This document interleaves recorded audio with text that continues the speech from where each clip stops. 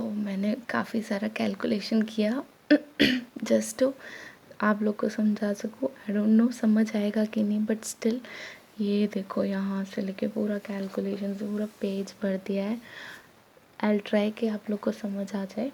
देखो फॉर्मूला क्या होता है नॉर्मलाइजेशन का। This video is just to clear you all how normalization will help to calculate the marks of the students or candidates appeared for MNS exam, and the values I am taking in the formula are just for example only।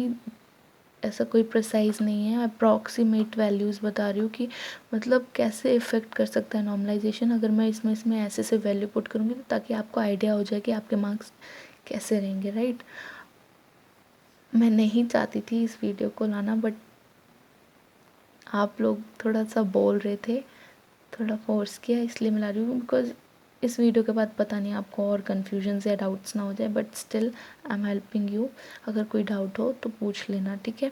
So let's start with the video.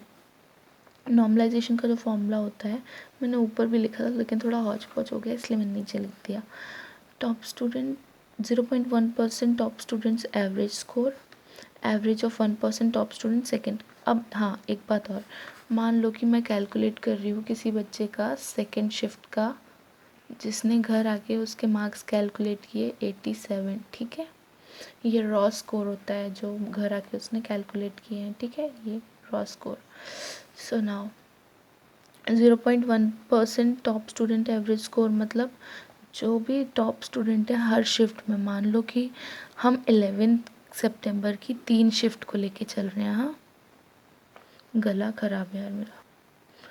हाँ, 11 सितंबर की 3 shift को लेके चल रहे हैं, तो जो top students के तीनों शिफ्ट में जो टॉप स्टूडेंट के स्कोर होंगे उसका एवरेज स्कोर का वो 0.1% करना है, ठीक है। उसके बाद आ जाओ एवरेज ऑफ ऑल 3 शिफ्ट। जितनी भी शिफ्ट में एग्ज़ाम हुए हैं, हम 3 शिफ्ट का लेके चल रहे हैं तो उनका एवरेज निकालना है। फिर रॉ स्कोर मैंने आपको बता ही दिया। एवरेज अब हम लेके चल रहे हैं कि सेकेंड शिफ्ट का ना, तो एवरेज ऑफ सेकेंड शिफ्ट। अब सेकेंड शिफ्ट में एवरेज बच्चों के मार्क्स कितने भी आए हैं वो कैलकुलेट करने हैं, ठीक है।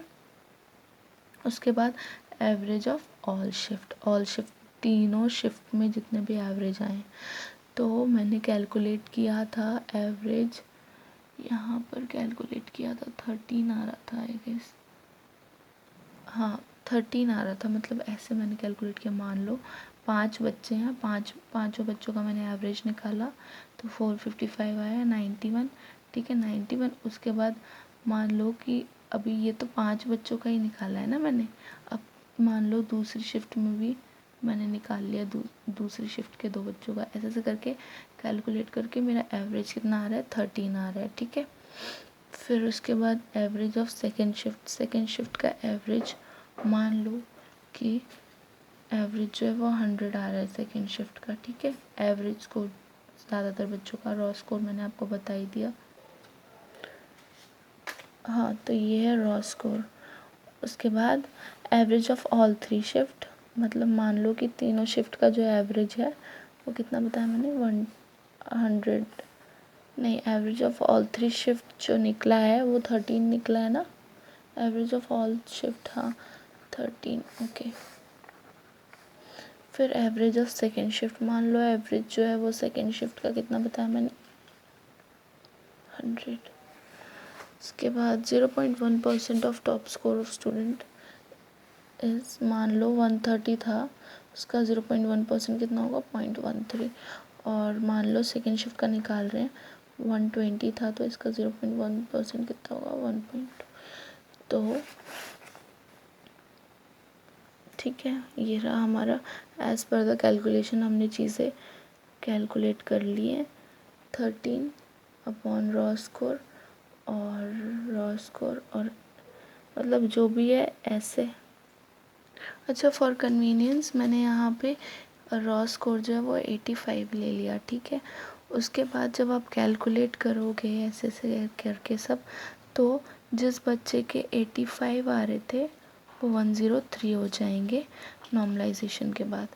अब क्या होता है, मान लो जितना डिजिट्स ऊपर ज़्यादा होगा उतना ज़्यादा आपका आंसर कम आएगा ना। जैसे मान लो यहाँ पे 20 डिवाइडेड बाई 10 है तो 10 1 ज़ा 10 2 ज़ा। अब मान लो ऊपर 10 है तो 1 ज़ा, तो आंसर मतलब ऊपर जितना कम वैल्यू। हाँ, तो ये कॉन्सेप्ट जो बताई थी ऐसे समझो। मान लो कि एवरेज ऑफ सेकेंड शिफ्ट, मान लो कि कोई भी शिफ्ट है उसका एग्ज़ाम अगर टफ़ है, फर्स्ट शिफ्ट का अगर टफ़ है तो एवरेज जो होना चाहिए उसका कम आना चाहिए। ठीक है, कम क्यों आना चाहिए, तभी आपके मार्क्स बढ़ेंगे। जैसे मान लो ऊपर की वैल्यू कुछ भी हो, अगर नीचे की वैल्यू कम होगी तो यहाँ 2 आ जाएगा। लेकिन अगर ऊपर की वैल्यू कम हुई और नीचे की ज़्यादा हुई तो ये हाफ हो जाएगा, मतलब जो भी मार्क्स होंगे उसमें से आपका हाफ हो जाएगा। समझ आया? जैसे आपने कोई शिफ्ट में एग्ज़ाम दिया, अगर टफ़ होगा तो एवरेज ऑब्वियसली कम आएगा एवरेज। ठीक है, सेकेंड शिफ्ट का यहाँ पे यही है, एक यही डिफ़ाइन कर सकता है। मैंने जैसे फॉर्मूले में बताया ना, average of top students of second shift. मान लो कि इस शिफ्ट का एग्ज़ाम टफ़ था, जो मैं बोल रही हूँ ना कि जिसका टफ़ होगा उसको फ़ायदा होगा, तो बताऊँ कैसे। देखो एवरेज, अगर बच्चों का एग्ज़ाम टफ़ होगा तो जो एवरेज टॉप मार्क्स जाएंगे वो भी तो कम होंगे, जिसकी वजह, अगर एवरेज टॉप मार्क्स कम होंगे तो नीचे का डिनोमिनेटर कम होगा, जिसकी वजह से जब कट पूरा होगा तो फिर क्या आंसर आ जाएगा, आंसर बड़ा आएगा, मतलब इंक्रीज़ हो जाएंगे, जैसे मैंने यहाँ बताया आपको। ठीक है, यहाँ देखो डिनोमिनेटर छोटा है तो आंसर 2 आया, लेकिन अगर डिनोमिनेटर बड़ा हो गया तो मार्क्स का हाफ हो जाएगा। समझे? तो ये डिफाइनिंग फैक्टर है नीचे वाले जो फॉर्मूला है, एवरेज ऑफ सेकेंड शिफ्ट, मतलब जिस भी शिफ्ट का आप निकाल रहे हो उसका जो ये पोर्शन होता है ये डिफाइन करता है कि मार्क्स कैसे होंगे, एवरेज ऑफ सेकेंड शिफ्ट और average of top students of second shift. मतलब पूरे फॉर्मूला में आपकी ही शिफ्ट का नीचे डिनोमिनेटर में दे रखा है। अब समझ आया? मतलब यही इफ़ेक्ट करेंगे, इसलिए आप ये नहीं बोल सकते कि कोई पार्शियल हुआ था, क्योंकि नॉर्मलाइजेशन का फॉर्मूला ही यही है कि नीचे जो डिनोमिनेटर में जो इफ़ेक्ट कर रही है आपको मार्क्स, वो आपकी शिफ्ट के मार्क्स हैं। जितना आपने मेहनत की होगी उतना ही आपको मिलेगा। ठीक है, और होप सब कुछ क्लियर हो गया हो। Thank you for watching and enjoy, और अगर कोई डाउट हो तो पूछ लेना। Thank you so much.